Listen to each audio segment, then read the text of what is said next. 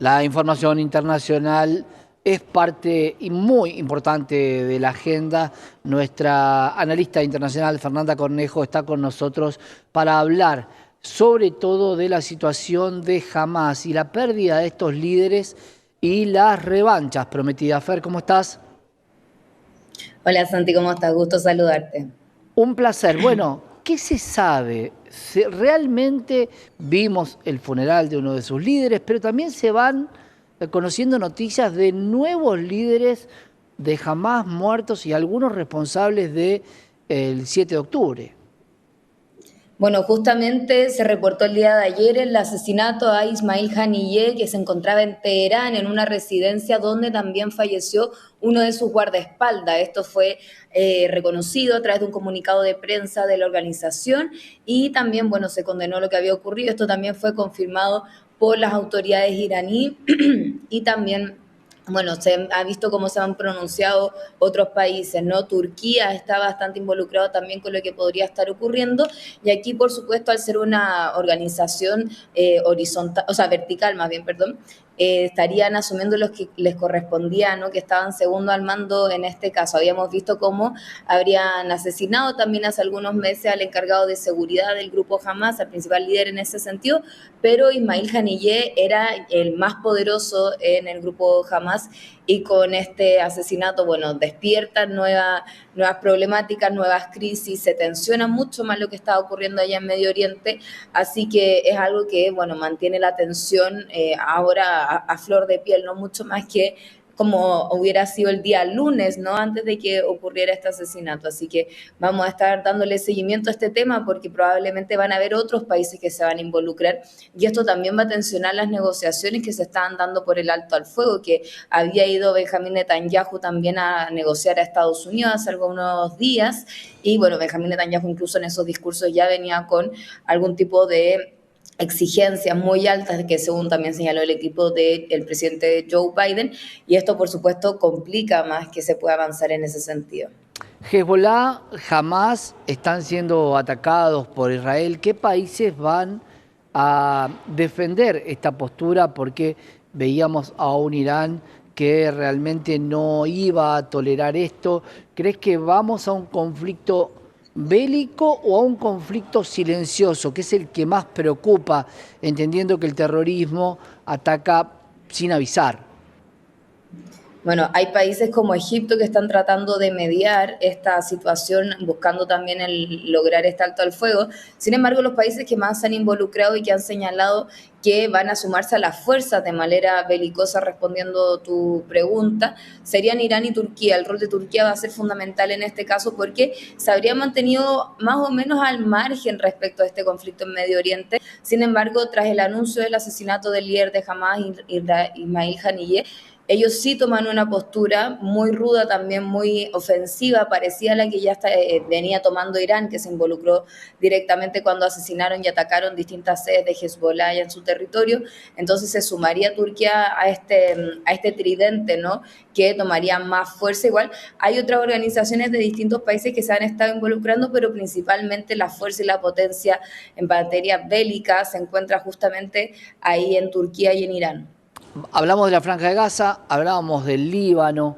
¿Puede haber otro foco de conflicto? Hablábamos de un ataque a lo que tiene que ver con la embajada de Irán. ¿Puede haber algún otro foco de conflicto o algún objetivo militar de Israel? ¿O crees que con la muerte del líder de Hamás prácticamente también hay un alto el fuego de parte de Israel, habiendo eliminado la cúpula? ¿O no se eliminó nunca jamás? No se puede eliminar jamás, Fer.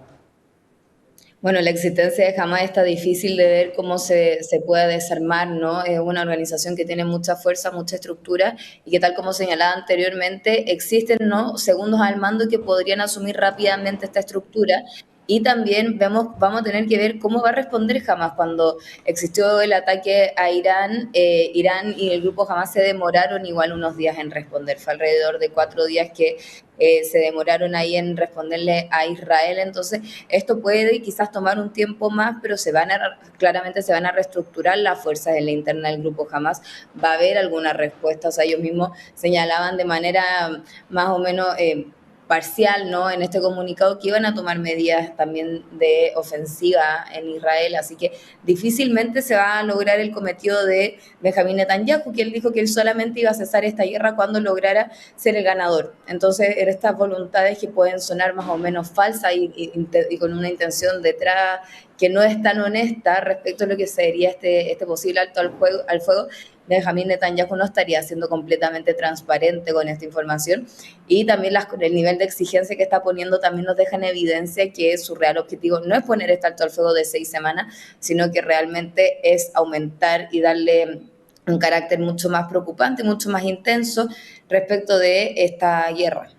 ¿Qué pasa con el resto de los países? Irak nunca tuvo una posición beligerante contra Israel, pero sí la tuvo Siria en algún momento. ¿Qué manifiesta Siria respecto a esta situación donde, por supuesto, existe ciertas enemistades con Turquía? Hoy Turquía está del lado del Líbano, por supuesto, y de Irán, pero ¿qué va a pasar con Siria?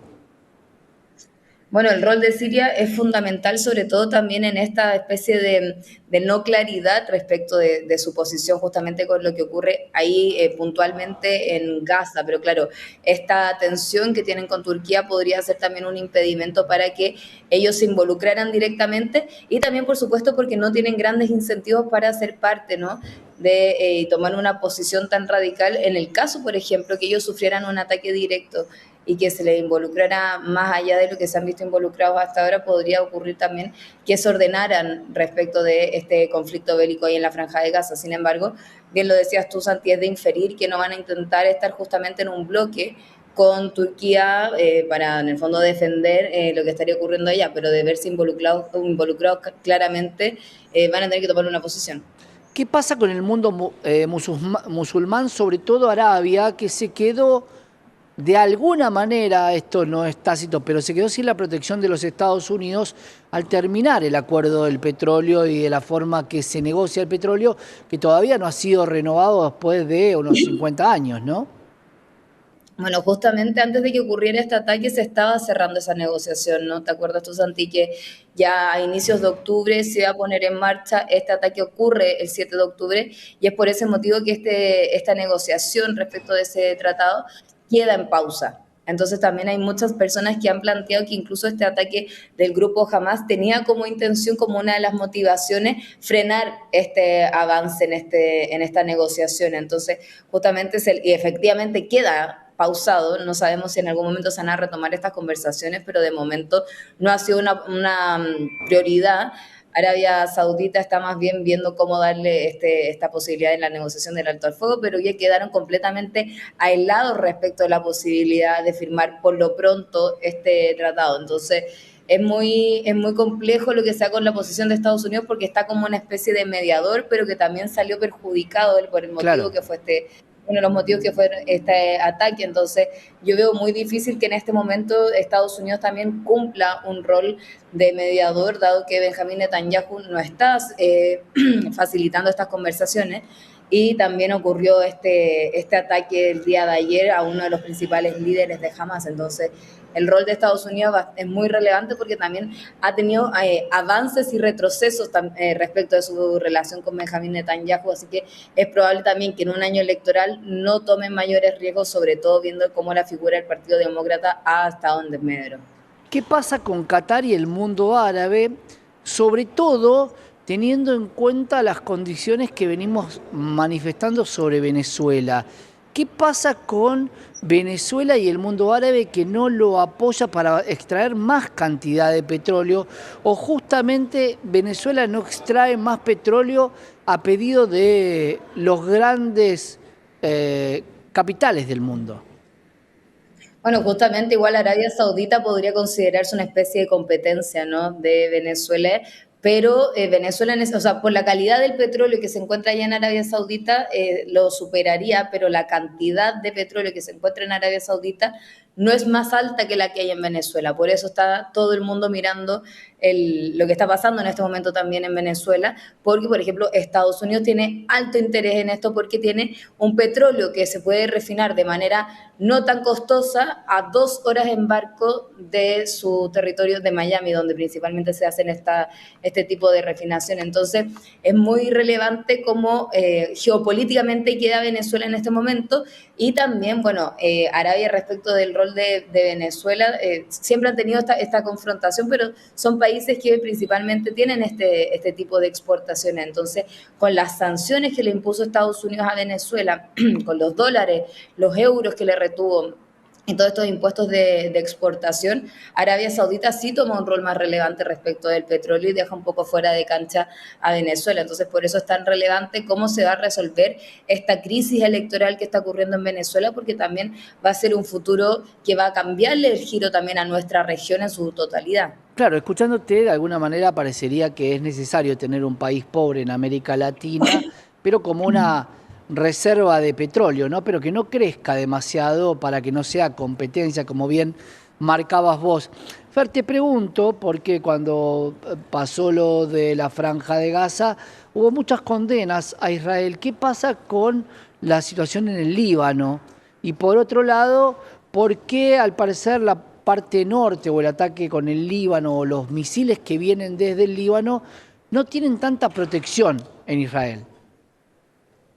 Porque principalmente, mira, es muy raro esto, Santi, nosotros si nos podemos a pensar, la seguridad y la inteligencia en Israel siempre ha sido de las más llamativas o las más robustas a nivel mundial. Entonces, cuando nosotros vemos lo que ocurre el 7 de octubre, que no solamente es un ataque vía aérea, sino que también hacen una arremetida por tierra, que no hayan logrado prever que esto iba a ocurrir es muy llamativo, ¿no? Entonces, en ese sentido, la vulnerabilidad de este territorio respecto a los ataques que se realizan desde el Líbano es no llama tanto la atención en este momento, pero sí nos habría llamado la atención antes del 7 de octubre, ¿no?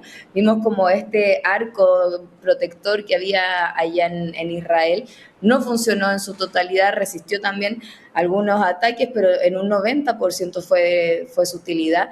Y bueno, estas agencias de inteligencia que son bastante sofisticadas, que nosotros, todo el mundo los miramos con mucho respeto, incluso Estados Unidos había solicitado muchas veces ayuda y colaboración de la inteligencia israelí.